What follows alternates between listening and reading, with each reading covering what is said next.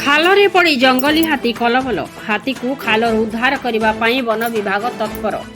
ଜିଲ୍ଲା ବିଭିନ୍ନ ଅଞ୍ଚଳରେ ଜଙ୍ଗଲୀ ହାତୀ ଉପଦ୍ରବ ବୃଦ୍ଧି ପାଉଥିବା ବେଳେ ହାତୀ ମଣିଷ ଲଢ଼େଇରେ କେତେବେଳେ ହାତୀ ଜୀବନ ହରୁଛି ତ କେତେବେଳେ ମଣିଷ।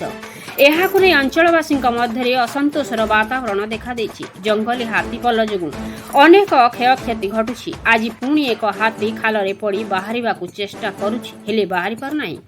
ଘଟଣାଟି ଘଟିଛି କେସିଙ୍ଗା ରେଞ୍ଜ ଅନ୍ତର୍ଗତ ପରାଲସିଙ୍ଗାରୁ ସଂରାପଦ ରାସ୍ତାରେ। ସୂଚନା ଅନୁସାରେ ଏକ ହାତୀ ସେହି ଅଞ୍ଚଳରେ ଚଳପ୍ରଚଳ କରୁଥିବା ବେଳେ ଏକ ଖାଲରେ ପଡ଼ିଯାଇଛି ଓ ଖାଲରୁ ବାହାରି ପାରୁନାହିଁ। ବନ ବିଭାଗ ଘଟଣାସ୍ଥଳକୁ ଯାଇ ହାତୀକୁ ଖାଲରୁ ବାହାର କରିବା ପାଇଁ ଚେଷ୍ଟା ଜାରି ରଖିଛି। ବିଷ୍ଣୁଚରଣ ସ୍ୱାଇଁଙ୍କ ରିପୋର୍ଟ, ମସିହା ନ୍ୟୁଜ୍।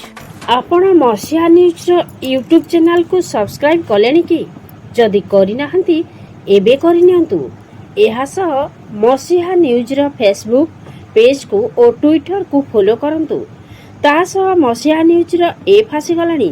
ନିଜ ମୋବାଇଲରୁ ପ୍ଲେ ଷ୍ଟୋରରୁ ଡାଉନଲୋଡ୍ କରିନିଅନ୍ତୁ। ଜୟ ଜଗନ୍ନାଥ।